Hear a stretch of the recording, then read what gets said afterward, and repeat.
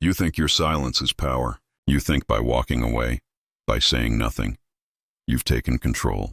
But tell me, if your heart still shouts her name in the quiet, if your mind still replays what you wish she'd said, then are you truly silent, or are you just drowning in a quieter kind of noise? The Stoics understood this conflict well. They taught that silence means nothing unless the mind is calm. The nearer a man comes to a calm mind, the closer he is to strength. If you withdraw in anger, hoping she notices, if your silence is a test, then it is not silence at all. It is noise turned inward. You are not peaceful. You are waiting. You are not detached. You are secretly pleading for her reaction. What progress have I made? I have begun to be a friend to myself. True silence begins there, in friendship with yourself. When you stop using your silence as a mirror for her emotions and start using it as a space to understand your own.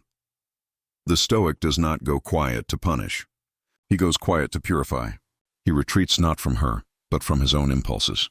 He practices stillness until his heart no longer reacts to what it cannot control. When someone does wrong, remember, they act according to their belief of what is right. Perhaps her silence does not mean she doesn't care. Perhaps she too is lost in her own lesson. Your job is not to interpret her stillness, but to master yours.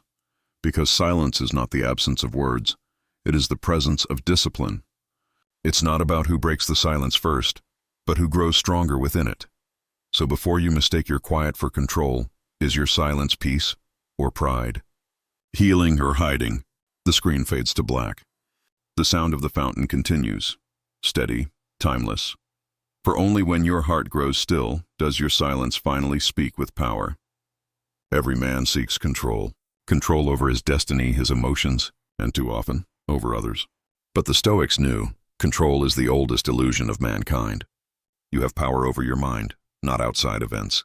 Realize this and you will find strength. Yet still we try. We stay silent, hoping she will notice.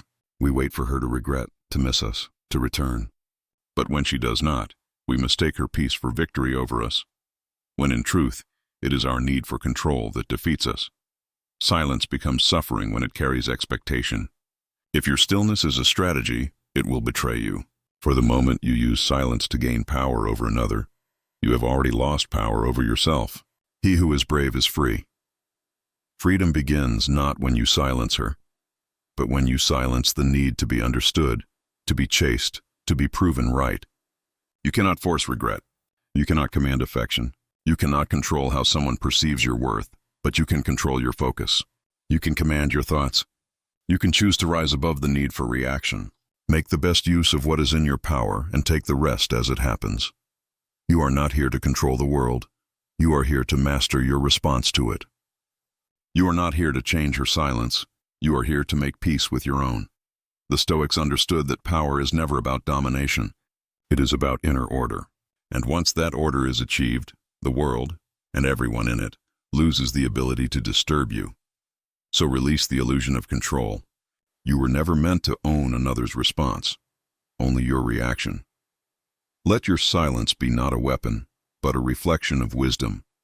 For the man who controls himself needs control over nothing else.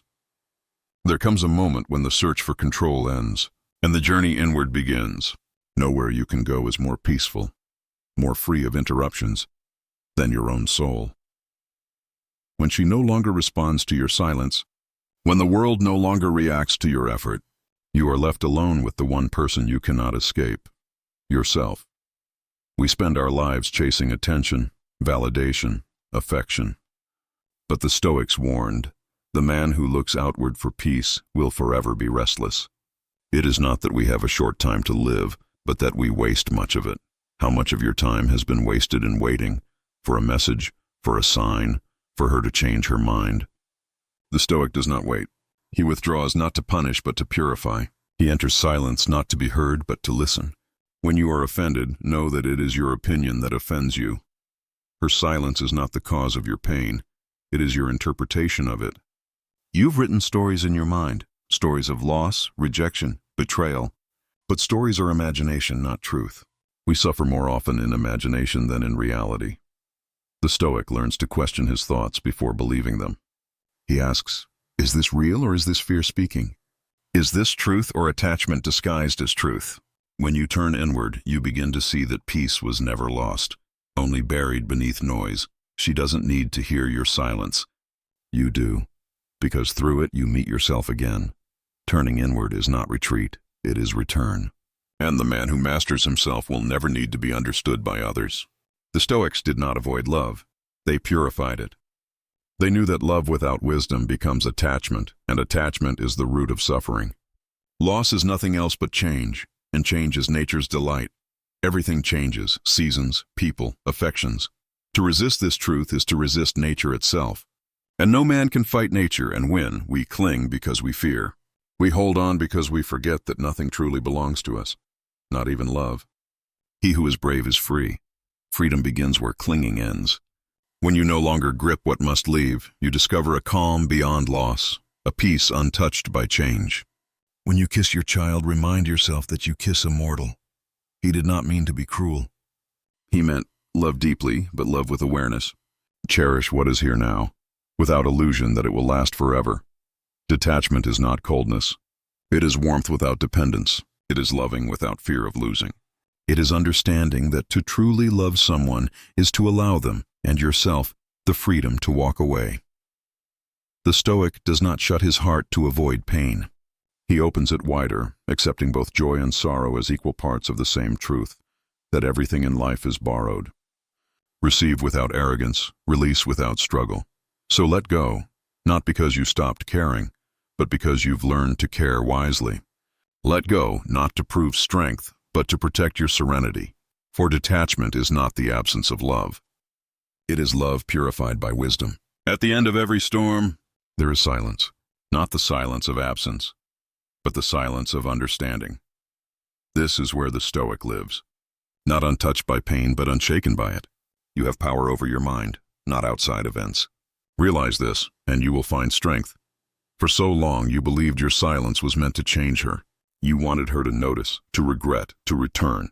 But the lesson was never about her. It was always about you. A gem cannot be polished without friction, nor a man perfected without trials. Pain was your friction. Silence was your forge. What you once called loss was merely the fire that shaped you. No man is free who is not master of himself. Freedom does not come when she responds. It comes when you no longer need her response. When you can stand in the stillness of your own being and know that your peace is yours alone. The Stoic does not reject love. He refines it. He learns that love is not possession but appreciation, not control but understanding, not demand but discipline. The power you sought in silence was never meant to move her heart, but to awaken your own. To teach you that mastery of self is the only victory worth winning. Waste no more time arguing what a good man should be. Be one, so be one. Be still, but not cold. Be kind, but not weak. Be silent, but not empty, because the man who conquers himself will never again be conquered by the world. The greatest war ever fought was never on the battlefield, but within the mind of man.